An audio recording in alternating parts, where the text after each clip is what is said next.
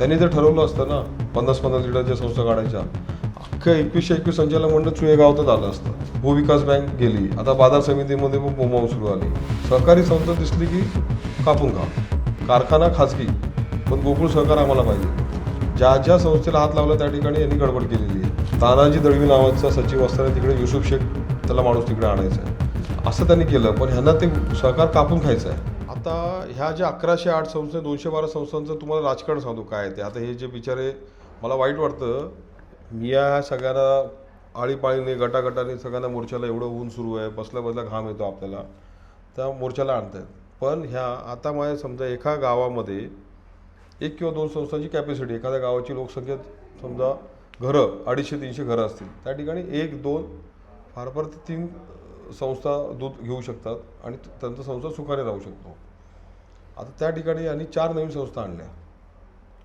त्या 3 संस्थांचं दूध होतं 500 लिटर, आपण धरू, एवढं नाहीच आहे सध्या, फार कमी दूध आहे, 500 लिटर दूध होतं. किंवा आपण आता ॲव्हरेज मी सांगतो, मला जे दिसतं आहे ते 2 संस्थांचं दूध 3 संस्था 200 लिटर आहे गावामध्ये, लहान लहान गावामध्ये. तर तुम्ही 4 संस्था अजून आणल्या, 7 संस्था झाल्या. आता 3 आणल्यामुळे ज्या 4 ज्या आहेत त्यांनी काय केलं, ह्या ज्या 3 संस्थांचं दूध होतं ते पळवायला सुरुवात केली. हे फायटिंगमध्ये पळवलं किंवा आपापसामध्ये केलं.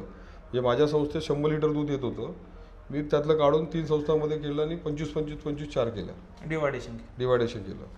त्यामुळे ज्या 3 ज्या संस्था आल्या त्या अडचणीत आल्यात आणि त्याचं 50 लिटर दूध नाही आहे रोजचं आता. बरोबर.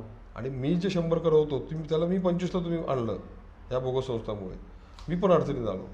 त्यामुळे ह्याच्यामध्ये जे जुने संस्थावाले पण जे ओरडत आहेत ना आता, त्यांचं का नाव आलं तर ह्याच्यामुळे ते आलेलं आहे. हे केलं कोणी, ह्या संस्था ज्या नवीन नसत्या आल्या तर तुमचा संसार नीट सुरू होता ना. ज्या आनंदराव पाटलांनी चुयेकरांनी चुये गावामध्ये संस्था स्थापन केली, त्या संस्थांचं दुधाचं कलेक्शन 20,000 15,000 लिटर आहे.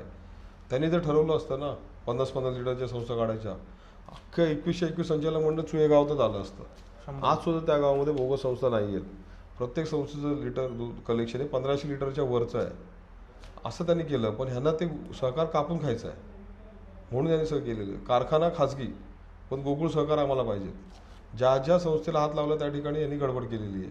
भूविकास बँक गेली, आता बाजार समितीमध्ये पण बोंबाबोंब सुरू आली. तानाजी दळवी नावाचा सचिव असताना तिकडे युसुफ शेख त्याला माणूस तिकडे आणायचा आहे. ह्याला आम्ही जिहाद म्हणतो, तुम्ही याला काय म्हणता मला माहीत नाही. तर हे सगळे प्रकार सुरू आहेत. सहकारी संस्था दिसली की कापून खा, हा सगळं. त्यामुळे नवीन संस्थामुळे ह्या जुन्या संस्था अडचणीत आलेल्या, हे मला लोकांना समजून सांगायचं आहे ह्याच्यामध्ये. आणि ही यादी गोकुळनेच शासनाला दिली आणि शासनाने त्या यादीच्या आधारे, शासन तुमच्या संस्थेमध्ये कधीच डायरेक्ट आलं नाही आहे ह्या चौकशी करायला. गोकुळकडून यादी मागितली, गोकुळने याला यादी दिली. जे रेकॉर्ड समोर येते त्यानुसार शासन पुढे येते. ह्याला गोकुळ जबाबदार आहे. गोकुळने ही यादी शासनाला दिली आणि शासनाने व्हेरीफाय केलं सगळं. ह्या सगळ्या प्रक्रियेमध्ये शासन डायरेक्ट गोकुळच्या ह्या सभासद संस्थांच्या गावी गेलं नाही. सभासद संस्थांकडून डायरेक्ट दूध त्यांनी मागितलं नाही, माहिती मागितली नाही, दाखवा त्यांनी मागितलं असेल तर. ह्याला जबाबदार हे संचालक मंडळ गोकुळ आणि मियाने ज्या त्यातला जिंकण्यासाठी ज्या संस्था तयार केलेल्या आहेत त्या संस्था आहेत ह्या. अशाच नवनवीन अपडेट्ससाठी डिजिटल कोल्हापूर चॅनेलला सबस्क्राईब करायला विसरू नका.